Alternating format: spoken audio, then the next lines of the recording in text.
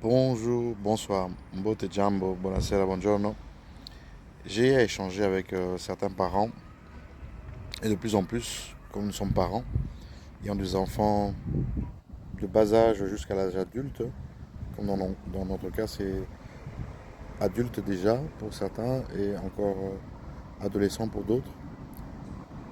Par rapport à l'éducation financière, je me rends compte que nous les parents, on doit faire attention à un point qui est quand même important.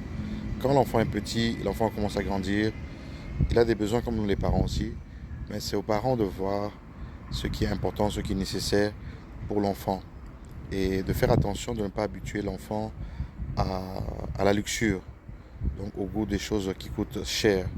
Surtout quand on commence la vie de couple, la vie de ménage, la vie de mariage, c'est pas tout le monde qui a toujours les moyens.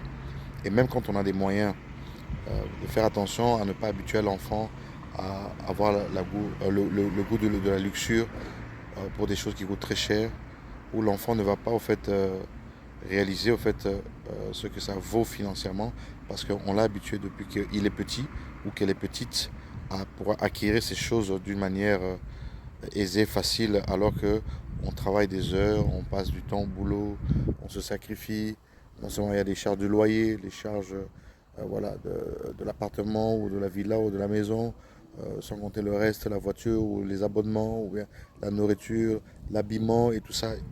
Sachant que l'enfant, quand il grandit, ben, en fait, il laisse ce qu'on lui a acheté, si c'était des habits ou des chaussures, des petites tailles, et puis il commence à grandir avec ce qui était petit, il laisse.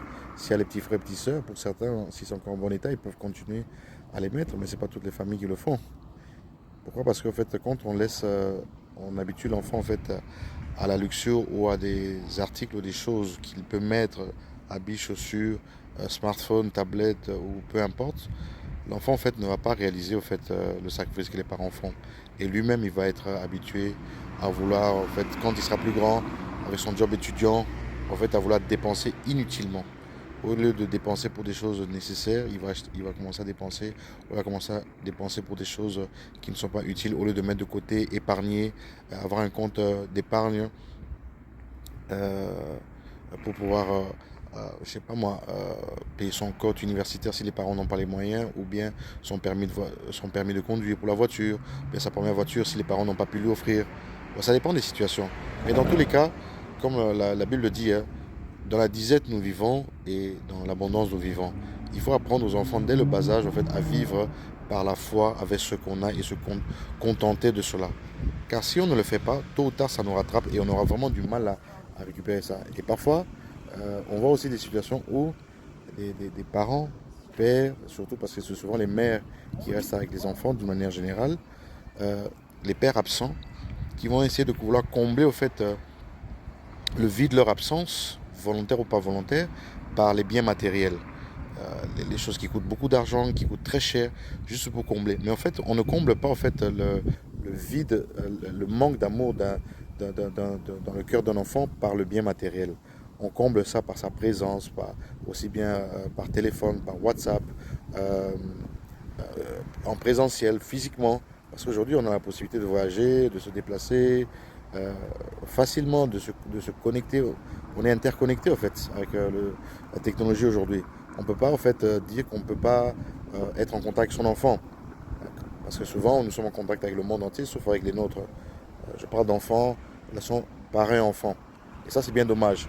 Et le, le, le géniteur, parce que si c'était un père ou un responsable, il saurait que c'est pas comme ça qu'on fait. Mais le géniteur, qu'il qui fait en sorte de combler son vide, son absence par les biens matériels ou bien par la luxure pour faire plaisir à l'enfant. Il croit qu'il fait plaisir à l'enfant en fait, mais il détruit l'enfant inconsciemment. Pourquoi? Parce que l'enfant va croire que c'est ça, la vie, c'est comme ça qu'on doit vivre, c'est comme ça qu'on doit voilà, acheter les choses qui coûtent très cher. Et quand il va commencer à grandir, être étudiant et tout ça, il va pas mettre de l'argent de côté. Et ça va commencer en fait, à faire en sorte qu'il ne va pas avoir un compte où il a une épargne pour pouvoir acquérir certains, atteindre certains objectifs dans ses projets de vie.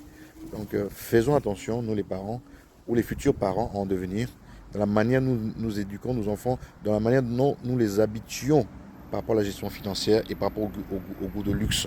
Parce que ça nous rattrape trop tard et parfois c'est difficile de récupérer ça. Vous allez voir des parents qui achètent des enfants de 12 ans, des téléphones qui coûtent 600 euros, 700 euros. Quoi? Même nous les parents ici avec nos téléphones, même avec celui que j'ai en main là, ou l'autre qui est ici, est-ce qu'on utilise parfois 20% même des capacités que nous avons? Parfois pas. Et pourquoi est-ce qu'avec l'enfant on doit faire ça? Donc c'était juste une petite pensée avec les échanges que j'ai eus ce week-end avec certains parents. Et faisons attention avec ça, c'est très important de veiller. Voilà. Bonne semaine à tous et à bientôt.